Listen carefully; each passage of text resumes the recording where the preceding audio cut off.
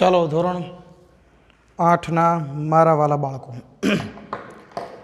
હવે ગયા લેક્ચરની અંદર આપણે ચેપ્ટર 2 બીજા સેમનું આપણે ચેપ્ટર બીજું જેનું નામ છે પર્યાવરણીય પ્રદૂષણ. એમાં પ્રદૂષણની આપણે વાત કરી હતી. શેની વાત કરી હતી આપણે? પ્રદૂષણની. હવે એની અંદર સૌથી પહેલાં આપણે પાણીનું પ્રદૂષણ એકમાત્ર ટૂંક નોંધ આપણે ગયા લેક્ચરમાં જેનો આપણે અભ્યાસ કરેલો. કયા પ્રદૂષણની વાત કરેલી ગયા લેક્ચરમાં? તો કે પાણીના પ્રદૂષણની વાત કરેલી. કયા પ્રદૂષણ? પાણીનું પ્રદૂષણ. તો આજે આપણે જોઈએ છીએ હવાનું પ્રદૂષણ. બરાબર, આજે આપણે કયું પ્રદૂષણ ભણવાના છીએ બાળકો? તો કે આજે આપણે જોવાના છીએ હવાનું પ્રદૂષણ. હવાને આપણે કેવી રીતે પ્રદૂષિત કરીએ છીએ અને હવાને આપણે કેવી રીતે પ્રદૂષિત કરી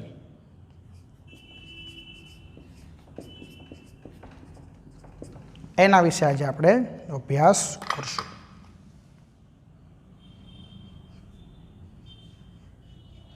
તો મિત્રો, ખાલી તમને એમ કીધું હોય કે ભાઈ હવાના પ્રદૂષણ વિશે 10 વાક્ય લખો કે ભાઈ હવા કઈ કઈ રીતે પ્રદૂષિત થાય છે, એના વિશે તમે 10 વાક્ય લખો. તો આમ નામ બાળકો તમને 10 વાક્ય લખતા આવડે, કારણ કે અત્યારે આપણે અનુભવી રહ્યા છીએ. તમને એટલો પ્રશ્ન પૂછો કે ચાલો ભાઈ હવા કઈ કઈ રીતે પ્રદૂષિત થાય છે, જવાબ આપો તો મને, તો તમારા મગજમાં તરત વિચાર આવશે કે ભાઈ વાહનોના ધુમાડાથી હવા પ્રદૂષિત થાય છે. ઉદ્યોગોની અંદર મોટી મોટી ચીમનીઓ હોય, ભૂંગળાઓ, જેમાંથી ઘણા બધા ધુમાડાઓ નીકળતા હોય, એમાંથી ઘણા બધા વાયુઓ જે આપણા વાતાવરણને કેવું કરે છે? તો કે દૂષિત કરે છે. તો આ બધી બાબતો એવી છે કે જેના દ્વારા હવાનું પ્રદૂષણ શું થાય છે? ફેલાય છે. હવે આ ચેપ્ટરની અંદર આપણને એક નાનકડી મસ્તી ટૂંકનોંધ આપી છે. એમાં આપણને માહિતી આપી છે કે ભાઈ હવાનું પ્રદૂષણ કઈ રીતે ફેલાય છે. બરાબર, તો એના વિશે આપણે થોડીક માહિતી. હવે જો સૌથી પહેલાં શું કીધું છે કે ભાઈ આજે પાણીની જેમ હવા પ્રદૂષણે પણ જગતમાં મોટી શું ઊભી કરે છે? સમસ્યા. આની પહેલાંની એક ટૂંકનોંધ આપણે ગયા લેક્ચરમાં ભણ્યા હતા. બરાબર, કે ભાઈ પાણીને આપણે કઈ રીતે પ્રદૂષિત કરીએ છીએ. નદીઓ છે, તમે જુઓ, બરાબર, ગંગા નદી જે છે કેવી સ્વચ્છ, જેને આપણે પવિત્ર નદી માનીએ છીએ, અત્યારે કેટલી દૂષિત થઈ ગઈ છે. ઘણા બધા સમુદ્ર કિનારાઓ કેટલા દૂષિત થઈ ગયા છે, એની વાત આપણે પાણીના પ્રદૂષણમાં કરી. તો એમ હવાનું પ્રદૂષણ છે એ પણ આજની મોટી શું બની ગયું છે? સમસ્યા. કેટલાક શહેર, કેટલાક ગામડાઓ, એની અંદર અમુક ચોક્કસ પ્રકારના ઉદ્યોગો.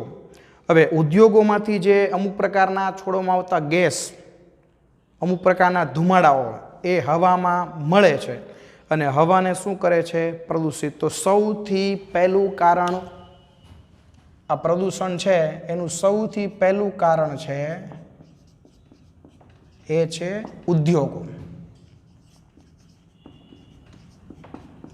હવે જો ઉદ્યોગો કઈ કઈ રીતે પ્રદૂષિત કરે? તો કે ઉદ્યોગોમાંથી છોડવામાં આવતા ધુમાડાઓ, ઉદ્યોગોમાંથી છોડવામાં આવતા બિનજરૂરી ગેસ, બરાબર, એને આપણે વાતાવરણમાં શું કરીએ છીએ? મુક્ત કરીએ છીએ. અને એના કારણે વાતાવરણની જે હવા છે કેવી થાય છે? શુદ્ધ હવા છે દૂષિત થાય છે. એ જ પ્રમાણે ઉદ્યોગની જેમ આપણે ખનિજ તેલનો પુષ્કળ ઉપયોગ કરીએ છીએ, પેટ્રોલ ડીઝલથી ચાલતા વાહનો. બરાબર, હવે જો તમારી ટેક્સ્ટબુકની અંદર એક વાક્ય છે, નીચે ટીક કરવાનું છે, એની નીચે લાઈન કરવાની છે કે ભાઈ વાહનો જે છે એમાંથી જે ધુમાડો નીકળે છે એમાં કેવા કેવા વાયુઓ જે વાતાવરણને નુકસાનકારક છે જોવા મળે છે. તો જો અહીંયા અમુક નામ આપેલા છે. બરાબર, nitrous oxide, carbon monoxide, benzopyrene, carbon dioxide, આ બધા હવાને પ્રદૂષિત કરવામાં કેવા છે? જવાબદાર છે. એટલે બધા છે એ તમારે નોટ કરવાના છે. વાહનોના ધુમાડા,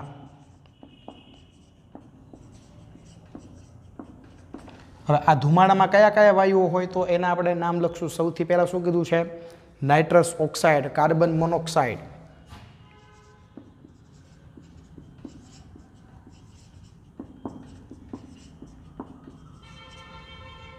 કાર્બન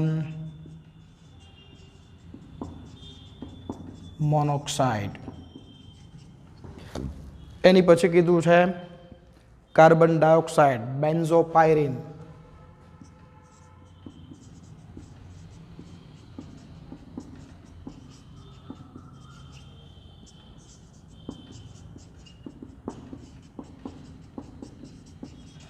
જો આ બધા મુદ્દા યાદ રાખવાના. તમને એમ એવો પ્રશ્ન પૂછાય, એવું કારણ પૂછાય કે ભાઈ હવાને પ્રદૂષિત થવાના કારણો જણાવો, અથવા વાતાવરણ કઈ રીતે દૂષિત થાય છે, તો આ બધાના કારણો છે. સૌથી પહેલા કારણમાં આપણને શું આપ્યું? ઉદ્યોગ. તો એમાં ઉદ્યોગનું કારણ લખવાનું કે ભાઈ ઉદ્યોગમાં, તો કે ભાઈ ઉદ્યોગમાંથી છોડવામાં આવતા ધુમાડાઓ, બિનજરૂરી ગેસ જે હવાને કેવું કરે છે? હવાને દૂષિત કરે છે. એની પછી વાહનોના ધુમાડાઓ, બરાબર, ખનિજ તેલનો ઉપયોગ વધી રહ્યો છે, અત્યારે આપણે વાહનોનો પુષ્કળ ઉપયોગ કરીએ છીએ, તો એને ધુમાડાઓ છે, એમાંથી આ બધા વાયુઓ છે એ વાતાવરણને કેવા કરે છે? દૂષિત કરે છે. આજે જંગલોમાં મોટા પ્રમાણમાં કપાવાથી હવાનું પ્રદૂષણ વધી રહ્યું છે, આ મુખ્ય કારણ છે, બરાબર. આગળના 9મા ધોરણમાં તમારે આ કારણ ડિટેલમાં આવશે, બરાબર, કે ભાઈ જંગલો કપાઈ રહ્યા છે એટલે પ્રદૂષણની માત્રામાં શું થઈ રહ્યું છે? વધારો. વૃક્ષો અને વનસ્પતિ ઓછી થતાં ધૂળના રજકણો ઉડીને એમાં ભળે છે. વૃક્ષો ઓછા થવાથી ઝેરી વાયુ CO2 કાર્બન ડાયોક્સાઇડનું પ્રમાણ વધ્યું છે, જેના કારણે ગ્લોબલ વોર્મિંગ જેવી સમસ્યા ઊભી થઈ. આમાં ટિક કરો. વૃક્ષોનું પ્રમાણ ઘટતા કયા વાયુનું પ્રમાણ વધે છે? વૃક્ષોનું પ્રમાણ ઘટતા CO2 નું પ્રમાણ વધે છે, બરાબર. હવે તમે સાયન્સની અંદર ભણતા હશો કે વૃક્ષો છે એ કાર્બન ડાયોક્સાઇડનું શું કરે છે? શોષણ કરે છે. વૃક્ષોનું પ્રમાણ જેમ વધારે હોય એમ વાતાવરણની અંદર કાર્બન ડાયોક્સાઇડનું પ્રમાણ કોઈ દિવસ વધે નહીં, અને આપણો જરૂરી જે પ્રાણદાયી વાયુ છે ઓક્સિજન વાયુ, એ પણ આપણને વૃક્ષો આપે છે. એટલે જેમ વૃક્ષો વધારે એમ ઓક્સિજનની માત્રા વધારે અને કાર્બન ડાયોક્સાઇડનું પ્રમાણ કેવું થાય? ઘટે, બરાબર. હવે વૃક્ષો કપાય એટલે કાર્બન ડાયોક્સાઇડનું શોષણ ન થાય, જંગલનું પ્રમાણ ઘટાવા લાગે એટલે કાર્બન ડાયોક્સાઇડનું શોષણ થતું ઓછું થઈ જાય, એટલે વાતાવરણની અંદર એ CO2 જે છે આના પ્રમાણમાં શું થાય? વધારો થાય. હવે કાર્બન ડાયોક્સાઇડનું પ્રમાણ વધે એટલે આની અસર કઈ? તો કે આની અસર છે ગ્લોબલ વોર્મિંગ.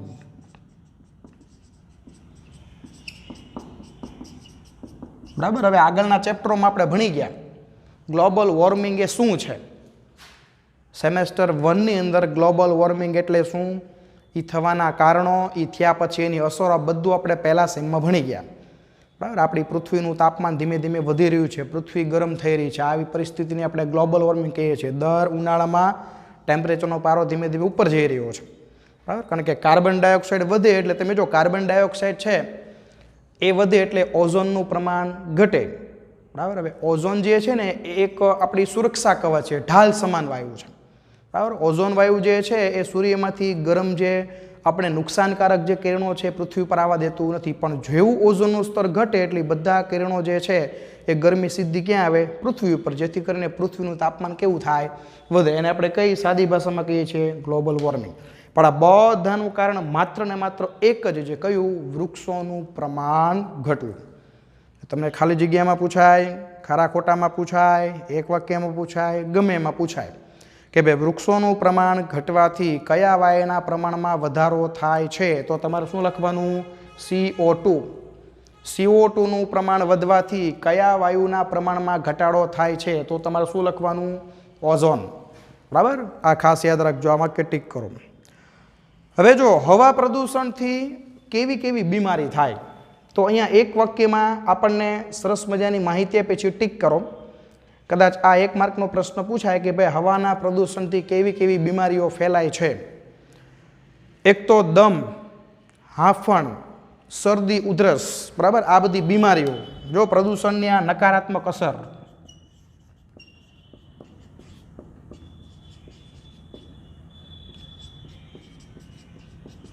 શરદી, ઉધરસ,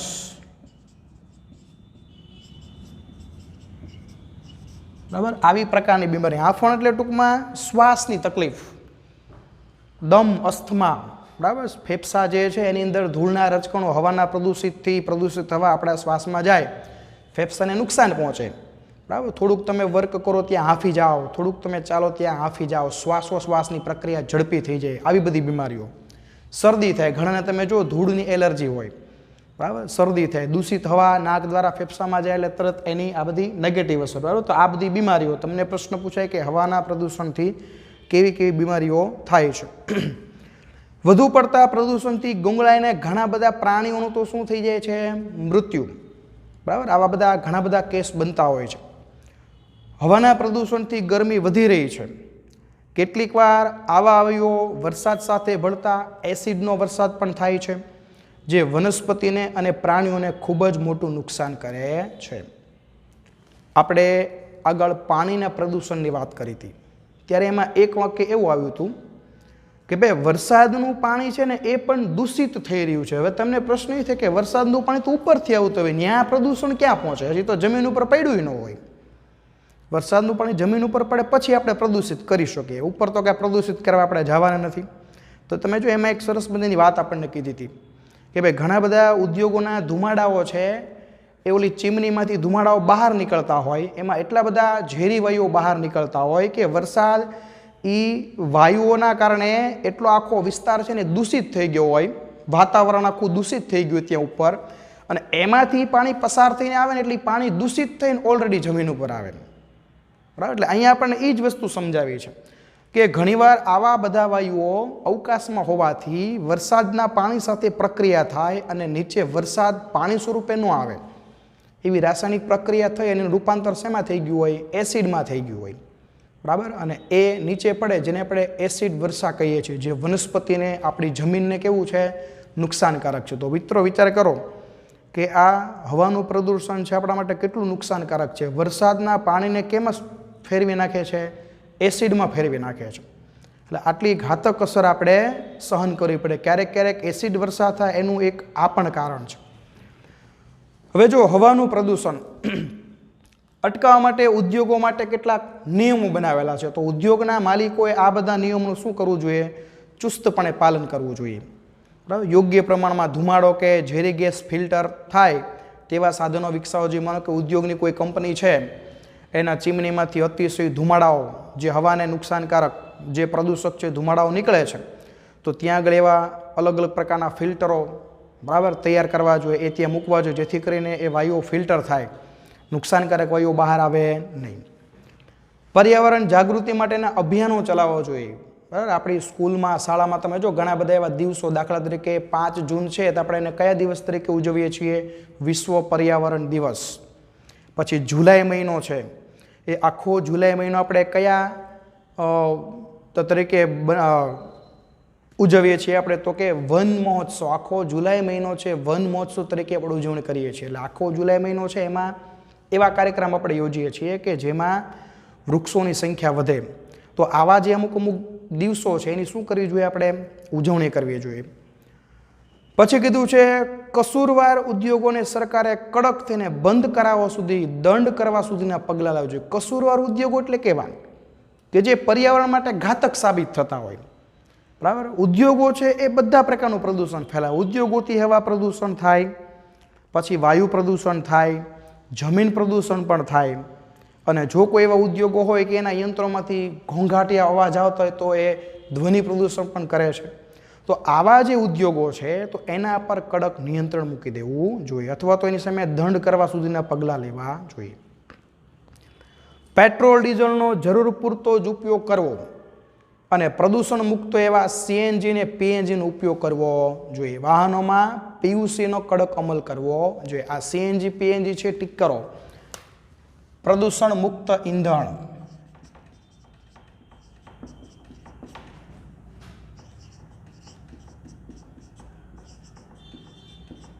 કોનો ઉપયોગ વધારવો જોઈએ? તો કે સીએનજી. અને બીજું કીધું છે પીએનજી. અને વાહનની અંદર પીયુસી, પોલ્યુશન અંડર કંટ્રોલ. બરાબર. આનું પૂરું ફૂલ ફોર્મ. પીયુસીનો મતલબ શું થાય? એ એવું સાબિત કરે છે કે ભાઈ તમારું વાહન અમુક માત્રાથી વધારે પ્રદૂષકો ઉત્સર્જિત કરતું નથી, એવું સર્ટિફિકેટ તમને આપવામાં આવે. બરાબર. વાહનો જે છે એમાં તમે જો ઈંધણમાં ભેળસેળ કરતા હોય તો વાહનોમાંથી અમુક પ્રકારના પ્રદૂષકો ઉત્સર્જિત કરતા હોય, એનું માપન કરવામાં આવે. જો તમારું વાહન પ્રદૂષણ વધારે કરતું નથી તો તમને આ PUC, બરાબર, પોલ્યુશન અંડર કંટ્રોલ, આ સર્ટિફિકેટ આપવામાં આવે. તો આ ફરજિયાત આનો કડક અમલ થવો જોઈએ. તો આવા બધા એવા પ્રયત્નો છે કે જેનાથી વાયુ પ્રદૂષણ જે છે એને આપણે શું કરી શકાય, અટકાવી શકાય. તો અહીંયા વાયુ પ્રદૂષણની ટૂંકનોંધ જે છે એમાં આ મુદ્દા કયા છે, આ મુખ્ય મુદ્દા છે. આટલા મુદ્દા જે છે તમારે નોટ કરવાના છે. આ મુદ્દાના આધારે તમારે જવાબ તૈયાર કરવાનો છે. બાકી બધું તમે મૌલિકતાથી લખો તો ચાલે, પણ આ મુદ્દા ફરજિયાત આ જવાબની અંદર આવવા જોઈએ. તો અહીંયા આગળ વાયુ પ્રદૂષણની વાત આપણે કરીએ છીએ પૂરી. હવે એની પછી ત્રીજું પ્રદૂષણ છે જેનું નામ છે ભૂમિ પ્રદૂષણ. બરાબર. ત્રીજું પ્રદૂષણ કયું છે? ભૂમિ પ્રદૂષણ. પણ એ ભૂમિ પ્રદૂષણ છે એ આની પછીના લેક્ચરની અંદર આપણે જોવાનું છે. તો આજે એક ટૂંકનોંધ આપણે ભણ્યા, બરાબર, હવાનું પ્રદૂષણ. તો એ ટૂંકનોંધ છે એ સરસ મજાની રીતે તમારે એ હોમવર્કમાં લખીને મોકલવાની છે અને આ મુદ્દા પાકા કરવાના છે. જ્યારે તમારે પરીક્ષામાં પૂછાય ત્યારે આ મુદ્દાના આધારે તમારે જવાબ લખવાનો રહેશે. તો આજે આપણે લેક્ચર રાખીએ છીએ, સ્ટોપ કરીએ છીએ. આવતા લેક્ચરમાં પાછું આપણે 2 પ્રદૂષણ આપણે આવતા લેક્ચરમાં પૂરા કરશું. એક ભૂમિ પ્રદૂષણ અને બીજું ધ્વનિ પ્રદૂષણ. એટલે આવતા લેક્ચરમાં આપણું ચેપ્ટર થઈ જશે પૂરું. ઓકે, આવજો.